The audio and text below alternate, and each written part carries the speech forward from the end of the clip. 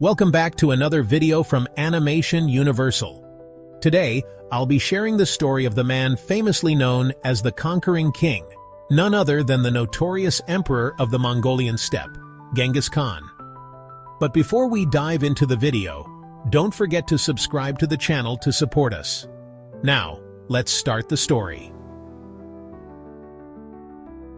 Before exploring this conquering king's life, we need to understand more about the customs, traditions, and lifestyle of the Mongolian people to grasp the underlying reasons behind the wars and battles that made this king's name and reputation. The nomadic tribes of the Mongolian steppe lived by raising livestock, hunting, and foraging. They moved seasonally from one steppe to another in search of richer resources.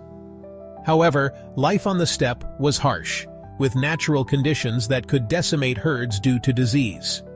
They often faced hunger, unpredictable weather, scarce food for livestock, and limited water supplies. This situation frequently sparked resource wars among the tribes, and at times they even raided settled areas at the edge of the steppe to seize wealth, livestock, slaves, goods, and more.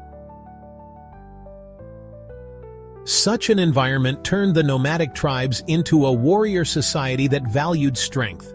Children were trained to ride horses and shoot arrows from a young age, building excellent horseback and archery skills. Thanks to this, when war broke out, all able-bodied men, aged 15 to 60, were ready to fight. In nomadic society, leadership wasn't determined by lineage, but by military skill. The leader of a tribe had to be the most formidable warrior, leading the tribe from one victory to another, bringing in spoils, and protecting them from hostile tribes. Despite their formidable military might, nomadic armies mostly fought to plunder and often lacked discipline compared to the well-trained professional armies of settled nations, such as China. The steppe tribes were largely divided, and couldn't unite into one large army. In terms of equipment, they lagged behind as their tribal society lacked mass production capabilities for weapons. In most aspects, nomadic tribes were no match for established civilizations, which is why, for thousands of years, despite their fierce fighting ability, they struggled to overcome China. This changed only in certain cases, like when the Chinese dynasty faced a crisis, or when the Mongolian steppe was united under a strong and talented leader.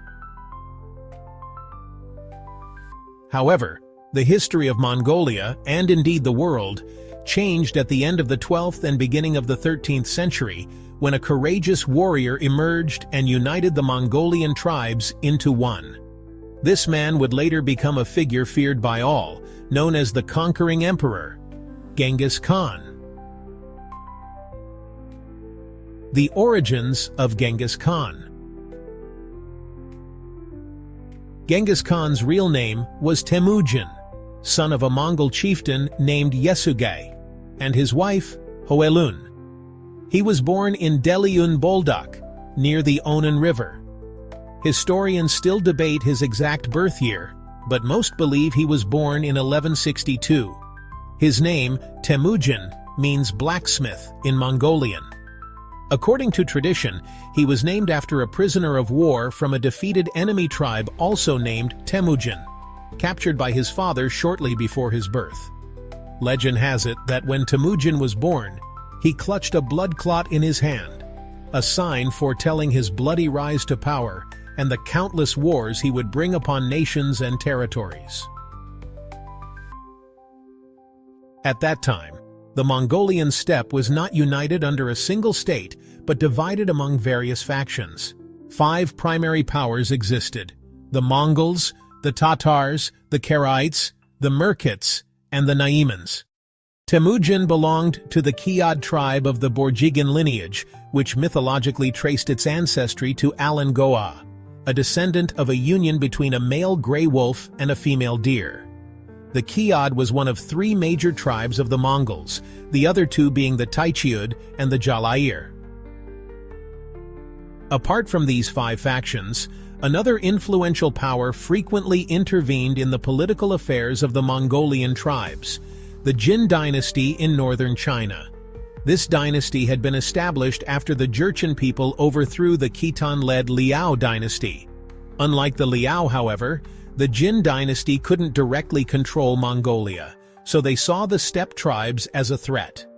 To ensure that the Mongolian steppe remained divided, the Jin employed a using barbarians to control barbarians strategy, often utilized by Chinese dynasties.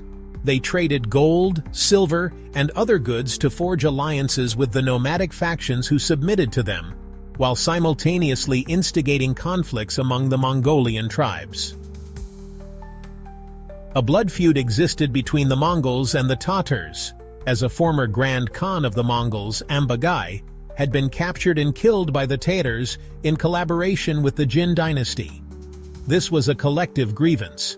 But Temujin had his own personal vendetta against the Tatars since they had poisoned his father, Yesugei, which led to Temujin's harsh early years. Temujin's difficult childhood. When Temujin was 9 years old, his father, Yesugei, was poisoned by the Tatars and died. According to Mongolian tradition, military skill was the primary requirement to become a leader, and lineage was secondary. Despite Temujin's noble lineage, his family's power base had collapsed, and the tribe abandoned them in favor of following the Tai Chiud. Left behind were Temujin, his mother, his siblings, his father's other wife and her 2 sons, and a few loyal relatives. Additionally, Temujin had an arranged marriage with a girl named Borte from the Ongirat tribe and had sworn blood brotherhood with Jamuka of the Jadaran tribe, who would later become one of his fiercest rivals. With their father's protection gone, Temujin's family struggled to survive on the steppe. During this time, Temujin and his full brother Kasar had conflicts with their half-brothers Begter and Belgute, resulting in Temujin and Kasar killing Begter. They faced numerous hardships, including hostile tribes, horse thieves, and the brutal steppe environment. These difficult circumstances hardened Temujin, though he was not entirely without allies. Upon reaching adulthood, Temujin was once captured by the Taichiud, but managed to escape. He later married Berta and forged an alliance with his father's sworn brother, Togrul, leader of the Karaites. However, soon after, the Merkits attacked unexpectedly. Though Temujin escaped, his wife Borta was captured. With the help of Togrul and Jamuka, Temujin rescued her, though she had spent several months in the Merkit camp. Shortly after her rescue, she gave birth to a son named Jochi, whose name means guest in Mongolian. Although Temujin declared Jochi his son, doubts about Jochi's paternity lingered and would continue to haunt Temujin's family for years. After Jochi's birth, Borta bore Temujin 3 more sons, Chagatai, Ogedei, and Tolui. These 4 sons, Jochi, Chagatai, Ogedei, and Tolui, would later play crucial roles in the expansion of the Mongol Empire. Rising to power. The year 1180 is considered the beginning of Temujin's official entry into the political arena of the Mongolian steppe, as it was then that he defeated the Merkit tribe. Temujin's influence grew, and more people began to rally around him, including those who had previously abandoned his family. His growing power made his former friend Jamuka wary, eventually leading to a split between them. In 1186, with the support of various tribes, Temujin declared himself Khan of the Mongols and began challenging other steppe factions. Seeing Temujin as a threat, Jamuka led his entire army of 30,000 men in a surprise attack, resulting in Temujin's defeat at the Battle of Dalan Baljut. Forced to flee, Temujin went into hiding. For the next 10 years, 1186 to 1196, there is almost no record of Temujin's whereabouts, a period often called the 10 missing years of Genghis Khan by historians. Few records exist from this time, and those that do are conflicting, making it almost impossible to determine where he was or what he was doing. However, in 1196, Temujin suddenly reappeared. When the Jin dynasty decided to launch a campaign against the Tatars, who had grown powerful and increasingly defiant, Temujin joined as a subordinate to the Jin forces, along with his ally Togrul. After their victory, Temujin was appointed as a Jiao Tao, a military commander over 100 households, while Togrul was named Wang Khan by the Jin dynasty. This information has led to a theory that, after his defeat at Dalan Baljut, Temujin fled to the Jin dynasty for refuge while he rebuilt his forces. Similarly, Togrul had been weakened by internal struggles among the Karaites, which led him to seek protection with the Jin. This might explain their sudden reappearance as vassals of the Jin court in the Tatar campaign. This period is likely seen as a mark of disgrace and humiliation for Temujin, forced to depend on a historic enemy. As a result, it was erased from the official history of the Mongol Empire, though some contemporary records from foreign emissaries provide evidence for this theory. By 1201, Temujin had once again become a formidable power on the steppe. In response, rival tribes such as the Taichiud, Tatars, Naimans, and Merkits united under Jamuka, who was proclaimed Gur Khan, similar to Great Khan, to lead an alliance against Temujin. This time, however, Temujin achieved a decisive victory over Jamuka, annihilating the Taichiud and further solidifying his growing reputation. He then allied with Togrul to battle the remaining powers, the Tatars, Naimans, and Merkits. When the Tatars were defeated, Temujin took brutal revenge, recalling his hardships and past grievances. He ordered the execution of all Tatar men, enslaving their women and children. The Baljuna Covenant. After successive victories, Temujin's ally, Togrul, began to fear that he would be overshadowed. Following his son's advice, Togrul plotted to overthrow Temujin. Temujin attempted to make peace by arranging a marriage between his son Jochi and Togrul's son, even offering his daughter in marriage as well. Togrul feigned agreement, but secretly assembled an army and launched a surprise attack on Temujin's camp. Despite advance warning, Temujin was defeated in the Battle of Kalakalajid Sands in 1203 and was forced into a difficult retreat. With a few loyal followers, he headed east to rebuild his forces, at times resorting to drinking muddy water from Lake Baljuna to survive. It was here that Temujin swore an oath. "Anyone who remains by my side today and drinks this muddy water shall, when our grand ambition is achieved, enjoy wealth and honor for generations to come." At Baljuna, Temujin also took in a small chieftain named Kaban, who had a son named Subutai, who would later become one of the most crucial generals in the expansion of the Mongol Empire. Subutai's accomplishments would earn him the title of Ba'atur, meaning hero in Mongolian. As for Togrul, his victory was short-lived. Temujin soon regrouped and gradually regained the upper hand. He sent his brother Kasar to feign surrender to the Karaites, then launched a surprise attack. Togrul was defeated and killed while fleeing, and the entire Karaite tribe submitted to Temujin. Unifying Mongolia. After 1203, Temujin became the most powerful force on the steppe, securing continuous, decisive victories. He defeated the Naimans at the Battle of Kelgatai in 1204, crushed the Merkits at Karadai Hujahur later that same year, and subjugated the Ongud tribe along the Jin dynasty's border. The Ongud were previously vassals of the Jin and guarded a crucial pass connecting the steppe to North China. This victory set the stage for the Mongol invasion of Jin in 1211. In 1206, Temujin convened the Kurultai by the Onon River, formally declaring the unification of Mongolia and establishing the Great Mongol State.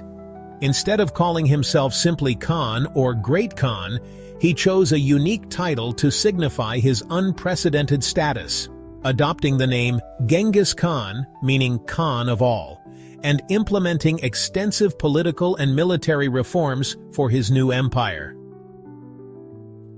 Genghis Khan divided Mongolia into three major sectors: left, right, and center, each serving as an administrative and military unit within the empire. Each sector was further subdivided into units organized on a decimal system. At the top was Genghis Khan himself, surrounded by the Keshig, an elite group of officers who held key roles in both political and military spheres. His four sons were appointed to four prominent positions, known as the Four Pillars of the State. Jochi, skilled in archery, managed hunting affairs. Chagatai, strict in upholding law and tradition, oversaw the legal system. Ogadei, known for his calm nature and management abilities, was responsible for administration. And Tolui, the youngest but highly gifted in military affairs, held command over the army. Genghis Khan then began dismantling the religious influence of shamans, gradually establishing himself as the spiritual leader of the Mongol people. He adopted the Uyghur script to create the Mongolian written language, which allowed for the codification of laws in a set called Yasa. In terms of military reforms, Genghis Khan commanded a force that, though relatively small, was highly skilled and experienced after decades of warfare. His progressive changes soon transformed the Mongol army into the most efficient war machine of its time. Expanding territory. Once the steppe was secure, Genghis Khan directed his ambitions outward, with the Jin dynasty as his first target, long a sworn enemy of the Mongols.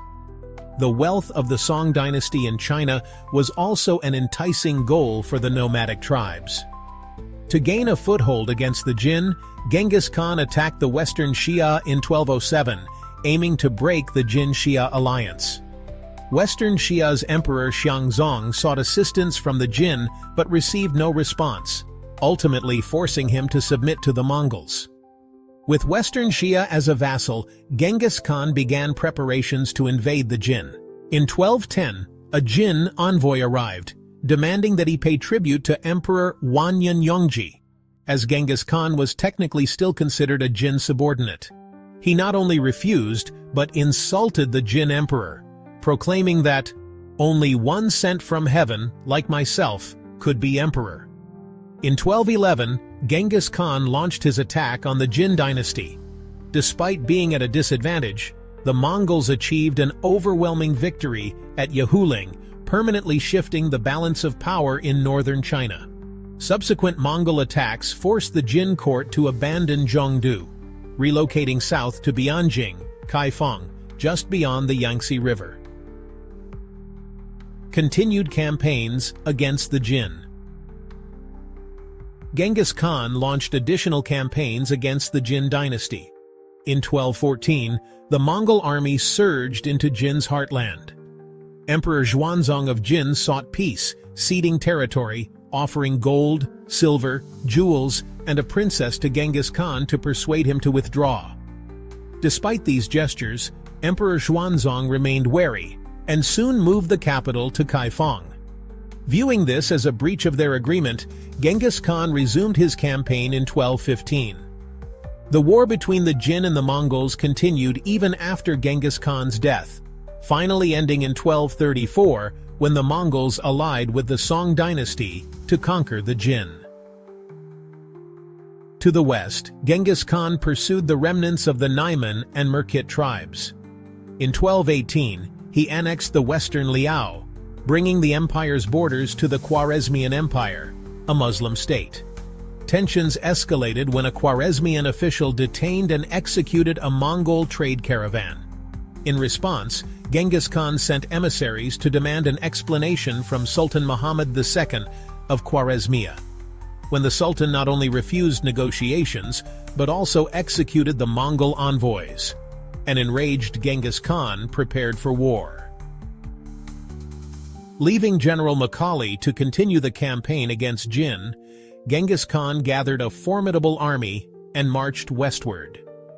the Mongol forces crossed the Tian Shan Mountains and the Gobi Desert, reaching Khwarezmia's eastern frontier.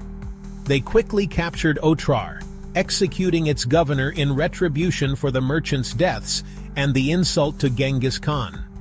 Following Otrar's fall, the Mongols seized Khwarezmia's main cities, forcing Muhammad II into a constant retreat until he died on an island in the Caspian Sea in 1220. The collapse of Khwarezmia granted the Mongols vast territories in Central Asia, further cementing their reputation for fearsome military prowess and brutality. During this period, relations between Genghis Khan and his eldest son Joshi grew increasingly strained, persisting until Joshi's death from illness. Returning to Mongolia, Genghis Khan planned an invasion of the Western Xia, who had broken their alliance with the Mongols to join forces with the Jin. This campaign would ultimately be his last.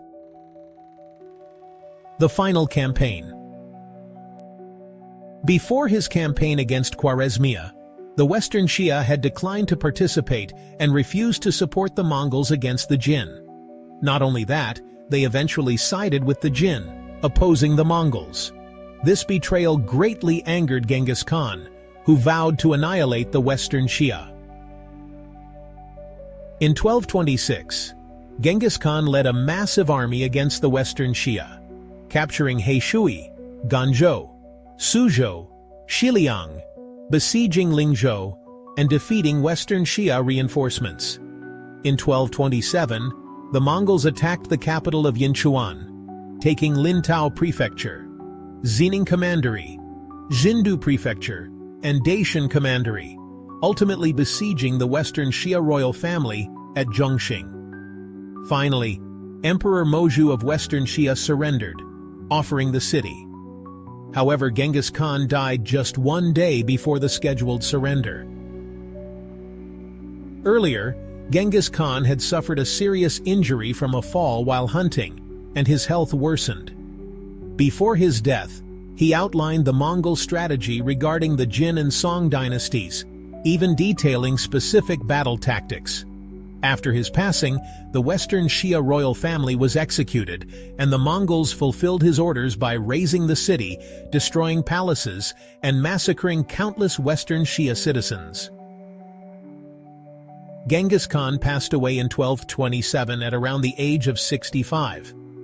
To this day, his burial site remains unknown.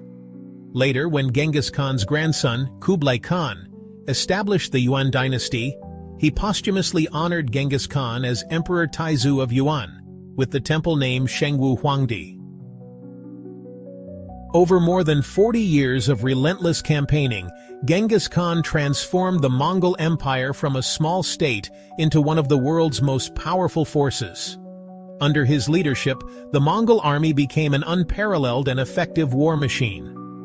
Historians and military leaders throughout history have hailed him as a singular military genius, bestowing upon him the title of the Conquering Emperor. Thank you for watching the video.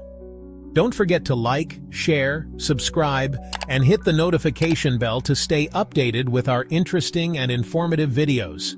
Thank you so much, and goodbye for now. See you in the next video.